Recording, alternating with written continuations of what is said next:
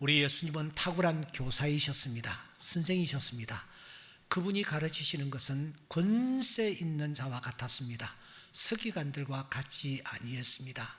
때문에 수많은 사람들이 예수님 주변에 몰려서 예수님의 말씀에 귀를 기울이곤 했습니다. 예수님이 가르치실 때에 사람들이 다 그렇게 놀라움을 금치지 못했던 이유가 무엇이었을까? 예수님이 어떤 방법으로 말씀을 가르치셨을까? 성경을 자세히 살펴보면 굉장히 간단합니다. 예수님은 아주 쉽게 말씀하셨습니다. 알아듣기 쉽게 말씀하셨습니다. 하지만 당시 같은 반열에 있었던 서기관들은 예수님처럼 하지 않았습니다. 그들은 어려운 말로, 고상한 말로, 히브리어 헬라어를 동원해 가지고 그들은 자기의 지식을 전달하려고 했습니다.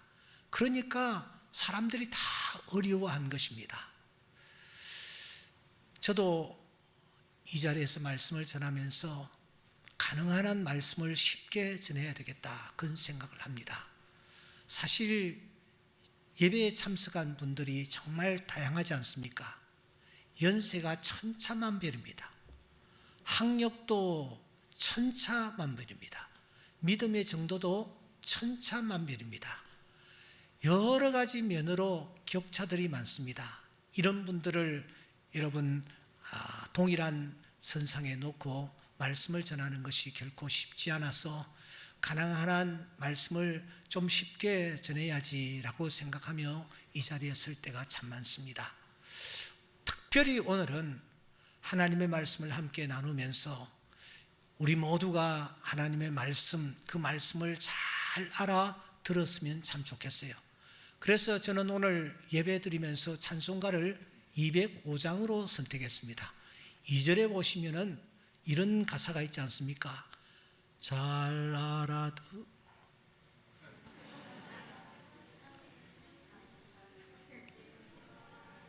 오케이 그렇게 해달래요. 이 가사가 잘 알아듣기 쉽게 늘 말해주시오. 날 구속하신 사랑 또 들려주시오. 오죽했으면 이런 가사를 만들어 넣었을까? 아마 목사가 아니고 평신도중의 어떤 분이 이 찬송가를 이제 기록하면서 제발 알아듣기 쉽게 좀 잘 말해 주시오, 그런 요구를 하고 있는 것 같습니다. 오늘 이 아침 강단에서 전해지는 말씀 잘 알아들을 수 있는 하나님의 말씀으로 우리 모두에게 다가오기를 주의 이름으로 축원합니다. 그러면 주님이 말씀을 가르치실 때에 잘 알아듣기 쉽게 말씀을 가르치셨는데 주로 사용하신 것이 무엇이었는가? 제가 성경을 좀 쭉 살펴보니 예수님은 비유를 많이 사용하셨어요. 비유.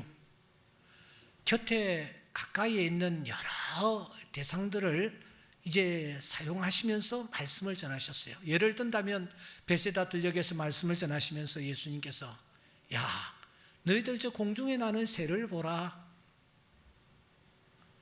농사를 짓지 아니해도 저렇게 잘 먹지 않느냐? 너희들 저기 백합화를 좀 봐. 길쌈도 하지 않는데 솔로몬의 영광보다 더 멋있지 않니?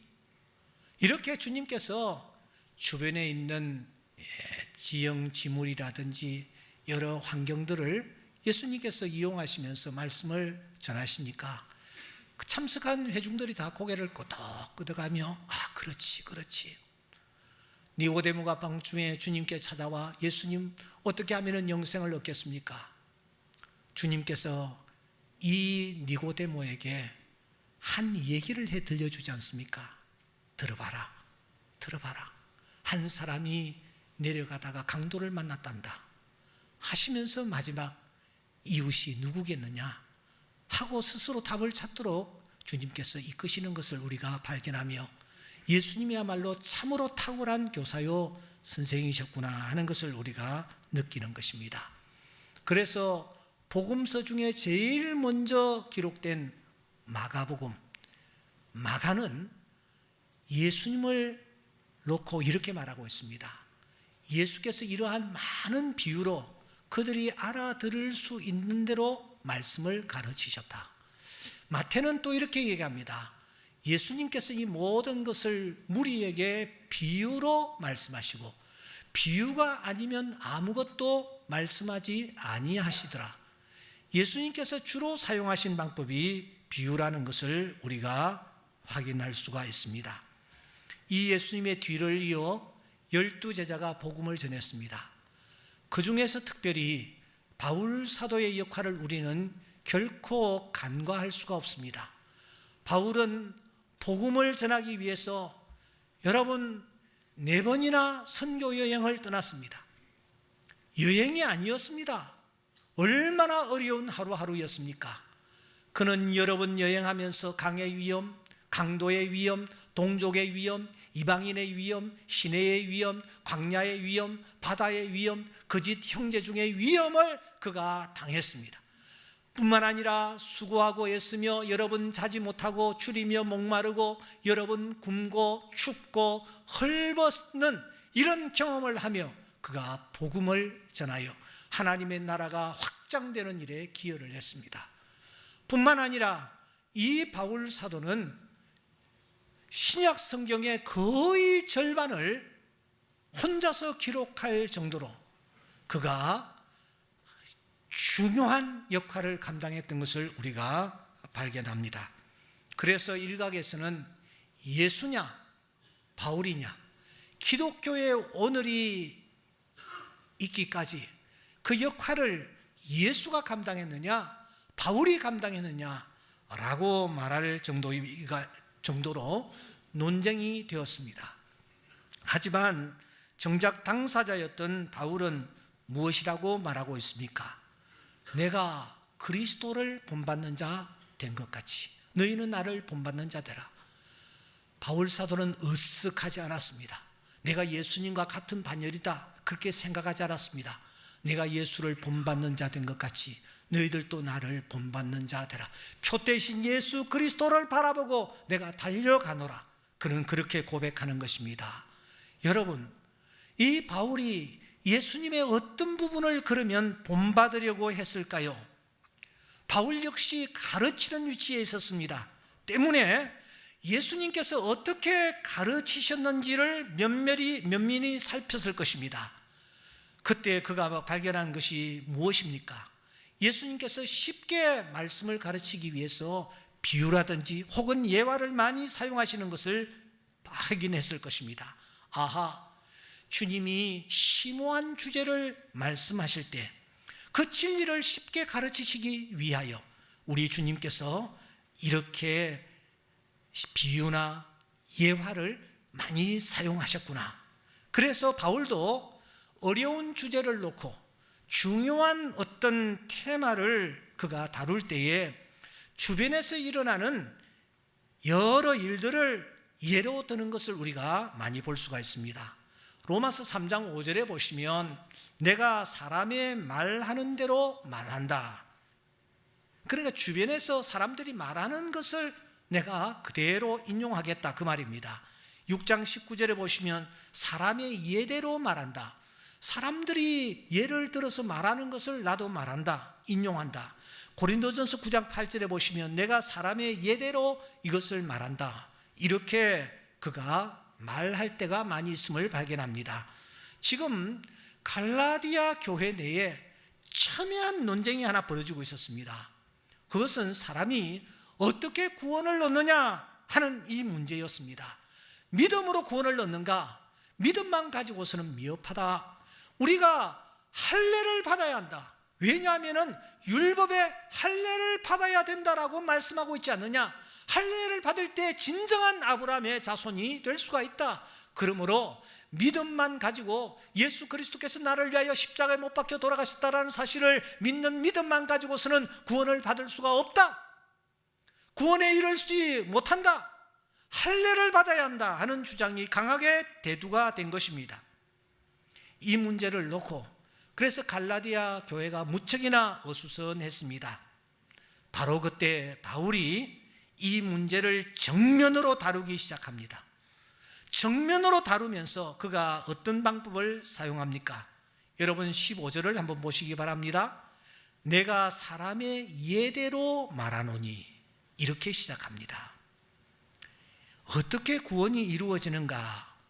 이 문제를 논하면서 사람의 예, 즉 비유를 하나 들으면서 얘기를 풀어나가는 것입니다. 예수님처럼 말입니다. 우리 15절 한번 읽어보겠습니다. 시작. 형제들아,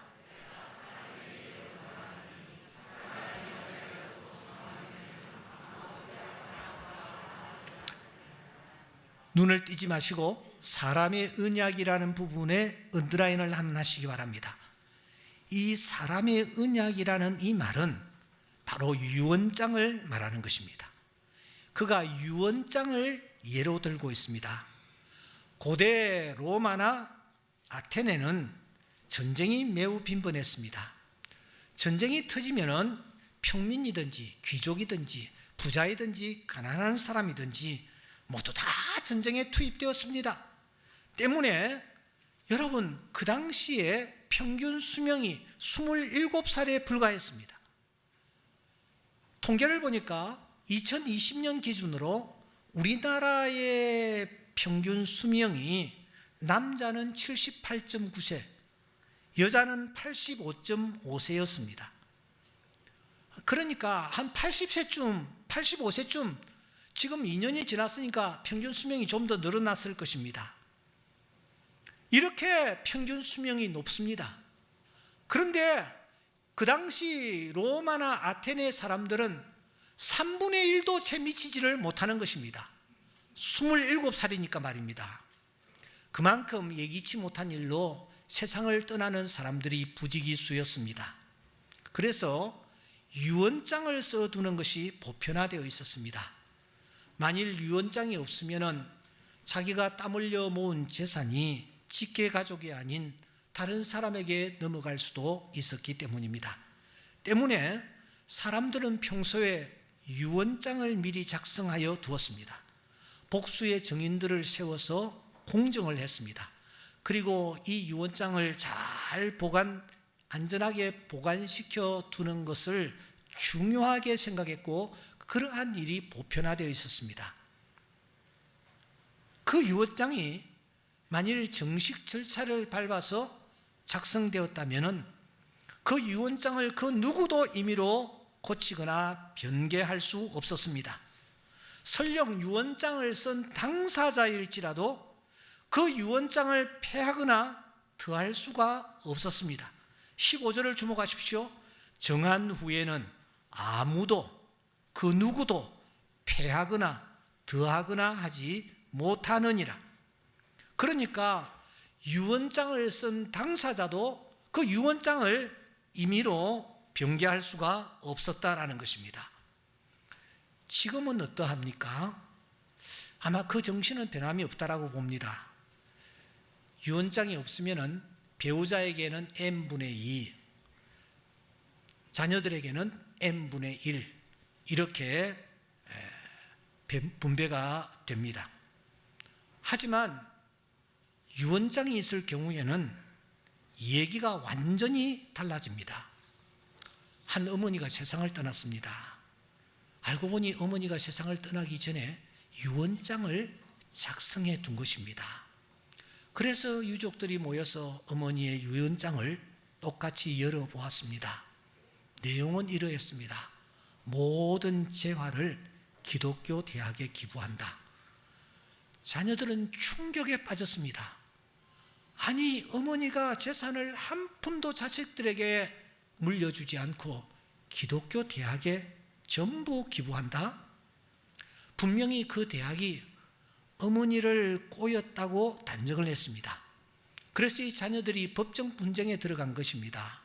그들은 어머니가 대학에 기증한 것은 사유 품목에만 해당되며 부동산은 해당되지 않는다라는 논리를 재판에서 폈습니다. 하지만 결국은 이들은 재판에서 졌습니다. 자녀들은 유언장에 쓰여 있는 글자 한자도 바꿀 수가 없었습니다. 법에 관한 한 그 어머니가 숨을 거두는 순간 상속 문제는 이미 결판이 난 상태였기 때문입니다. 최근에 이런 일도 있었습니다. 수백억 원대의 자산가가 세상을 떠났습니다. 한 장의 유언장만 남겨놓고 말입니다. 자식들이 유언장을 열어보니 그 유언장은 2008년 5월 11일에 자필로 작성이 된 것이었습니다. 날짜라든지 또는 이름이라든지 이런 부분, 도장까지 잘 찍혀 있었습니다. 유언장을 2008년에 기록한 이분은 3년 후인 2011년 세상을 떠났습니다. 그래서 유언장을 열어본 것입니다. 내용인즉 서울에 소재한 한 공공아파트 몇 호는 둘째 딸 P에게 물려준다. 은행에 예치되어 있는 150억 원의 금융자산 중에 50억 원은 장학재단에 기부한다. 나머지 금융자산은 둘째 딸 P 등 3명의 딸이 균등 분배하라 라는 내용이었습니다. 충격적인 것은 장남에 대한 언급이 없었다라는 것입니다. 그래서 장남은 유언 무효 소송에 들어갔습니다.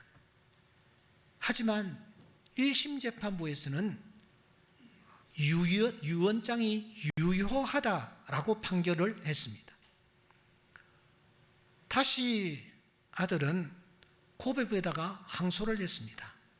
그런데 항소심을 맡은 서울고법민사 3부는 지난해에 그 원심을 뒤집는 판결을 내렸습니다. 이유는 유언장을 자세히 뜯어보니 주소가 있기는 했지만 유언자가 자신의 주소를 적었다라고 보기가 애매하다는 그런 이유였습니다. 그래서 원심이 뒤집힌 것입니다. 사건은 다시 대법원으로 올라갔고 대법원 1부에서는 고법의 항소심 판단을 그대로 받아들여 그 유언장을 무효로 확정을 했습니다. 대법원이 그 유언장을 무효로 했던 것은 항소심의 판단이 정확하다 그렇게 본 것입니다. 내용이 이렇습니다. 법적 요건을 갖추지 못한 유언장은 그것이 유언자의 진정한 의사와 일치하더라도 무효라고 보았기 때문입니다.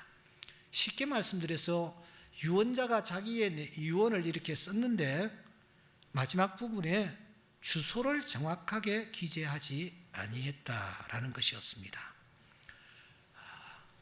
그래서 최근에 이제 이 사람이 유언한 유언장이 전체가 그냥 무효가 되어버린 것입니다. 그러니까 여러분 유언장이 법적인 효력을 인정받으려면 몇 가지를 항상 염두에 두셔야 하나 봅니다. 첫째는 유언장을 자필로 써야 합니다. 둘째로는 이 작성 연월일이라든지 주소라든지 성명 날인도 모두 자필로 해야 합니다. 셋째는 주소를 쓸 때 특별히 세부 주소까지 써야 합니다. 넷째는 내용을 수정할 때에는 자필로 고치고 반드시 날인을 해야 합니다. 다섯째는 날인 날에는 반드시 도장을 찍어야 한다라는 것입니다. 이렇게 5가지를 제대로 갖추었을 때에 그 유언장은 효력을 발휘합니다. 그래서 자기가 세상을 떠난 후에도 내가 모은 재산에 대해서 내 뜻을 펼칠 수가 있는 것입니다. 지금 제가 무슨 얘기를 하는지 잘 모르겠습니다. 어떻든 제가 유언장을 하나 보여드리겠습니다. 이건 실제로 유언장입니다. 지금부터 18년 전 2005년 12월 크리스마스 무렵에 한 분이 저를 만나자고 찾아왔습니다. 그래 그분을 제가 만났더니 이 봉투를 저한테 내미는 겁니다. 여기에는 옥성석 목사님 친전이라 그렇게 쓰여져 있습니다. 그는 이렇게 말했습니다. 목사님, 제가 눈물로 쓴 유언장입니다. 제가 언제 세상을 떠날지 알 수 없습니다. 그때 목사님께서 이 유언장에 적시된 대로 집행이 될 수 있도록 해 주시면 감사하겠습니다. 제가 유언장을 집에 둘 수도 있지만 목사님께 드려서 보관하도록 하는 것이 더 안전한 것이라고 생각되어 가지고 왔습니다. 제가 이 유언장을 이렇게 열어보니까 유언장이 모두 6장이었습니다. 그리고 자필로 작성이 되어 있었습니다. 작성 연월일과 주소라든지 이름이 다 날인이 되어 있었습니다. 특별히 이분의 주소, 번지까지 다 기록되어 있었습니다. 그래서 제가 볼 때는 이 유언장은 완벽하게 조건이 갖추어진 그런 유언장이 아닌가 그렇게 생각이 듭니다. 안의 내용은 이런 내용입니다. 이렇게 시작합니다. 이 글이 언제인가 읽혀진다면 그것이 내 몸이 매우 안 좋든 하나님 나라에 가 있겠지. 사랑하는 여보, 그리고 땡땡땡아, 하나님이 우리 가정을 축복하시고 주님 안에서 감사한 삶을 살게 하심을 찬양드리자구나. 이 글을 쓰려고 작정하면서 새벽 기도를 한 달 열심히 다녔단다. 그리고 유언자는 자기 배우자에게 그리고 자녀들에게 개인적인 부탁을 합니다. 그 다음에 자신이 세상을 떠난 후에 재산을 어떻게 관리, 분배해야 할지를 자세하게 기록을 하고 있습니다. 그리고 마지막 부분에 와서는 자신의 사후 재산의 몇 분의 몇천 처에게, 몇 분의 몇천 자녀에게, 또 몇 분의 몇천 또 어떻게 하도록 하라.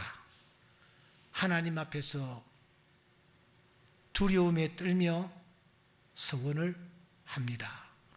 2005년 12월 2일 자기 이름을 쓰고 도장을 찍어 두었습니다. 저는 이 자리에서 이 유언장을 저에게 맡기신 분이 돌아가셨는지 돌아가시지 아니하셨는지에 대한 여부는 밝히지 않겠습니다. 중요한 것은 지금 바울이 사람이 어떻게 구원을 이룰 수 있겠는가 하는 이 중요한 주제를 놓고 유언장을 예로 들면서 설명해 나간다라는 것입니다. 요지가 무엇입니까? 사람이 작성한 유언장도 이 유언장을 쉽게 무효로 하거나 임의로 수정할 수 없지 않는가?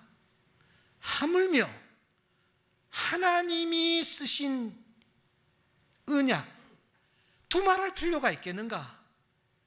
이런 논지로 지금 바울 사도가 갈라디아 교회 문제를 다루고 있는 것입니다. 그가 어떻게 설명하고 있습니까?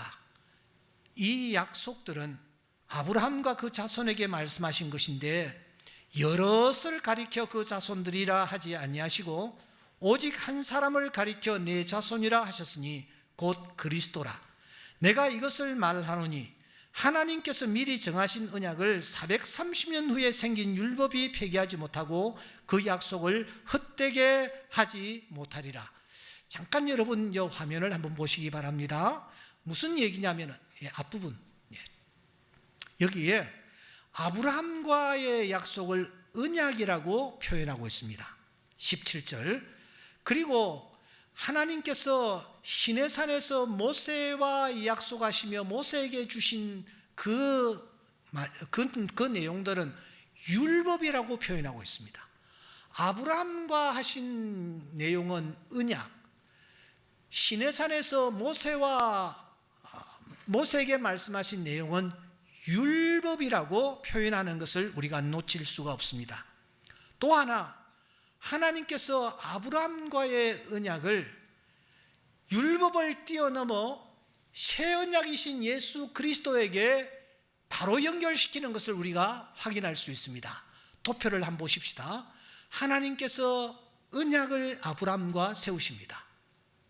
그리고 하나님께서 그 후에 시내산에서 모세에게 율법을 주십니다. 그리고 갈보리 예수 그리스도와의 약속을 새 언약이라고 말씀하십니다.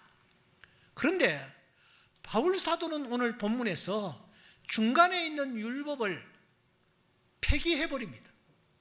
폐기해버리면서 아브라함의 언약이 예수 그리스도에게 직접 연결된다라는 것을 우리에게 강조하고 있는 것입니다. 율법을 폐기해 버리신다라는 것입니다. 그렇다면 사랑하는 여러분, 시내산 언약, 율법은 도대체 무엇이란 말입니까? 유대민족 전체가 생명처럼 지키기 위해서 애썼던 율법 말입니다. 그 율법을 지키기 위해서 그들은 미시나를 만들었고, 그들은 또한 탈무드까지 만들어 지키려고 애썼지 않았습니까? 그 율법, 그 중요한 율법이 도대체 무엇이란 말입니까? 바울 사도는 이 율법을 이렇게 설명합니다. 율법은 첫째, 한시적인 그 무엇이다. 3장 19절에 보시면 율법은 약속하신 자손이 오시기까지 있을 것이라. 한시적이라는 거예요. 제한적이라는 것입니다. 5장 13절에 보시면 죄가 율법이 있기 전에도 세상에 있었으나 율법이 없었을 때에는 죄를 죄로 여기지 아니하느니라. 그러니까 율법이라는 것은 있을 때도 있었고 없을 때도 있었다라는 것입니다. 율법은 시작이 있고 끝이 있는 그 무엇입니다. 이것이 율법이 지닌 한계라는 것입니다. 뿐만 아니라 그 율법은 하위법에 불과하다라는 것입니다. 3장 17절 말씀해 보시면 하나님께서 미리 정하신 언약을 430년 후에 생긴 율법이 폐기하지 못하고 이렇게 말하고 있습니다.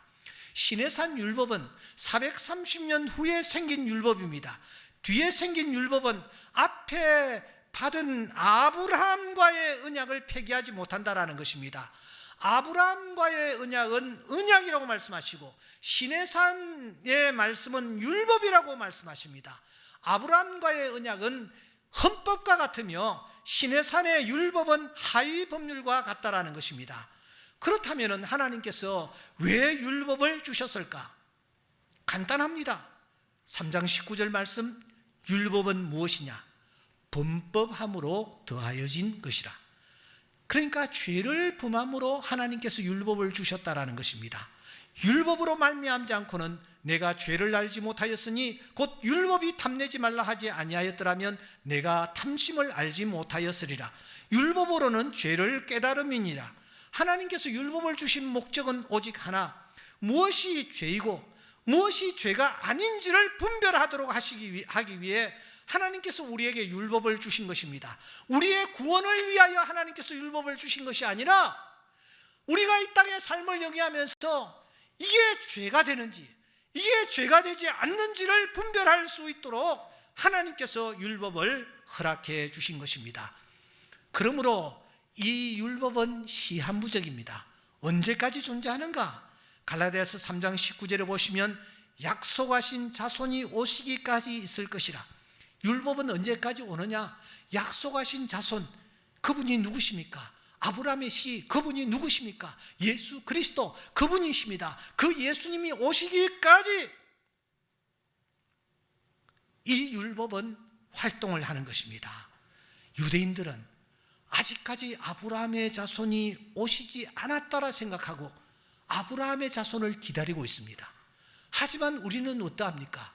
우리는 바로 아브라함의 자손 예수 그리스도가 이 땅에 오셔서 역사하시며 이 땅에 계시다가 다시 재림주로 하늘나라에 가신 줄 믿습니다. 그래서 천사가 말을 하는 것입니다. 아들을 낳으리니 이름을 예수라 하라. 이는 그가 자기 백성을 저희 죄에서 구원할 자이심이라. 돈방에서 온 박사들이 예루살렘에 이르러 그들이 무엇이라고 말했습니까? 유대인의 왕으로 나신 이가 어디 계시냐? 우리가 동방에서 그의 배를 보고 그에게 경배하러 왔노라. 요한은 이렇게 말합니다. 참빛 곧 세상에 와서 각 사람에게 비추는 빛이 있었노라고 말합니다. 캄캄한 어둠, 그 어둠이 온 세상을 뒤덮고 있었습니다. 그런데 어느 날 참빛, 저 세상에 와서 각 사람에게 비추는 빛이 나타났습니다. 그 의의 태양이 떠오르는 순간 온 세상을 짓누르고 있던 어둠의 모든 세력들이 다 물러가는 놀라운 역사가 일어났으며, 우리를 얽어매고 있던 어둠의 세력, 그 무거운 짐들, 죄의 사슬들 다 끊어지는 놀라운 역사가 일어난 줄 믿습니다. 그래서 성경은 바로 예수님이 율법의 마침이 되신다고 말합니다. 로마서 10장 4절 말씀해 보시면 예수 그리스도는 모든 믿는 자에게 의를 이루기 위하여 율법의 마침이 되시느니라. 그 예수 그리스도께서 십자가에 못 박혀 돌아가셨을 때에 십자가 위에서 외친 말씀이 무엇입니까? 데텔레스타이, 다 이루었다 하시며 주님께서 모든 율법을 완성시키셨음을 우리에게 알려주는 것입니다. 때문에 사랑하는 여러분, 이제 율법이 더 이상 설 자리가 없습니다. 율법은 폐기되어 버렸습니다. 그래서 바울은 아브라함의 언약을 한 분 예수 그리스도에게 연결시켜 버리는 것입니다.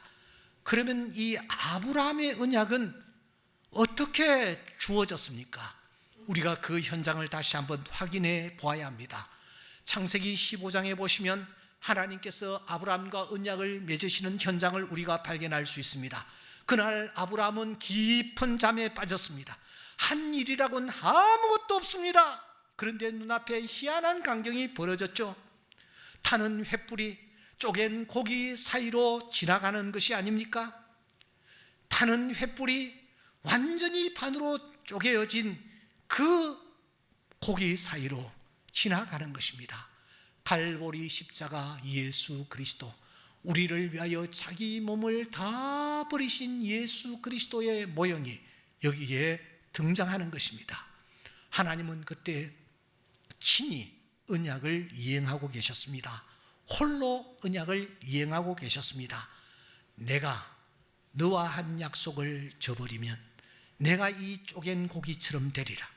너는 가만히 있어 주가 하나님 되 말지라. 내가 이루리라. 내가 행하리라. 하나님께서 쪼갠 고기 사이로 지나가시며 하나님께서 아브라함에게 말씀하신 것입니다. 그날 밤 하나님은 홀로 약속하셨고 홀로 일하셨고 홀로 축복하셨습니다. 전적으로 일방적이셨습니다. 아브라함이 그때 한 것은 아무것도 없습니다. 단 한 가지 그가 한 것이 있다면 무엇입니까? 하나님이 하시는 일, 하셨던 일, 친히 이루시겠다고 약속하신 그 사실을 믿었을 뿐입니다. 그래서 15장 6절에 보시면 아브라함이 여호와를 믿으니 여호와께서 이를 의로 여기셨다고 말씀합니다. 이는 예수 그리스도를 믿음으로 말미암아 약속을 믿는 자들에게 주려 하심이라. 그렇습니다. 믿음뿐입니다. 율법의 행위로 구원받는 것이 아닙니다. 할례로 구원받는 것이 아닙니다. 율법을 지킴으로 의에 이르는 것이 아닙니다. 이제 율법은 끝났습니다. 폐기되었습니다. 우리 모두가 오직 예수 그리스도를 믿는 믿음으로 구원에 이르는 줄 믿습니다. 누가 이런 우리를 그리스도의 사랑에서 끊을 수가 있단 말입니까? 누가 우리를 그리스도의 사랑에서 끊으리요? 환난이나 곤고나 박해나 기근이나 적신이나 위험이나 칼이랴. 내가 확신하노니 사망이나 생명이나 천사들이나 권세자들이나 현재일이나 장래일이나 능력이나 높음이나 깊음이나 다른 어떤 피조물이라도 우리를 우리 주 그리스도 예수 안에 있는 하나님의 사랑에서 끊을 수 없으리라. 끊을 수 없으리라. 예수를 믿는 믿음에서 우리를 끊어버릴 자가 없는 줄 믿습니다. 그 누가 흔들어도, 그 누가 꿰어도 우리는 넘어가지 않는 것입니다. 오직 나를 위하여 십자가에 못 박혀 돌아가신 예수 그리스도, 그 예수 그리스도를 믿는 믿음, 그 믿음으로 우리가 구원에 이르기 때문입니다. 사랑하는 성도 여러분, 이제 저는 말씀을 마무리하겠습니다. 사람이 쓴 유언장 하나도 마음대로 무효로 하거나 내용을 수정할 수 없다라는 사실을 우리는 확인했습니다. 하물며 하나님의 언약, 하나님의 말씀 두말할 필요가 있겠습니까? 절대로 무효가 될 수가 없습니다. 하나님이 하신 언약은 취소가 되거나 수정되지 않습니다. 후에 나타난 시내산 율법이 430년이나 앞서 주신 아브라함의 언약을 폐기하거나 대체할 수가 없습니다. 우리가 이 사실을 믿고 나아갈 때에 우리 모두는 다 율법을 뛰어넘게 됩니다. 사실 율법을 지킴으로 구원을 이룰 수 있다면 오늘 이 자리에 구원을 받을 사람은 한 사람도 없을 것입니다. 하나를 지키지 못하면 다 지키지 못한 것이기 때문입니다. 율법을 온전히 지킴으로 의에 이를 자가 있단 말입니까? 그래서 하나님은 아브라함과 언약을 베푸시면서 당신이 친히 언약을 완성시키겠다고 약속하신 것입니다. 그러므로 어떤 상황 속에서도 우리는 흔들리지 말아야 합니다. 바울이 고린도 교회에 편지합니다. 그러므로 내 사랑하는 형제들아, 견실하며 흔들리지 말고 항상 주의 일에 더욱 힘쓰는 자들이 되라. 이는 너희 수고가 주 안에서 헛되지 않은 줄 알미니라. 이 말씀을 붙잡고 믿음으로 십자가를 바라보며 나아가는 금번 하반기가 될 수 있기를 주의 이름으로 축원합니다. 기도드리겠습니다.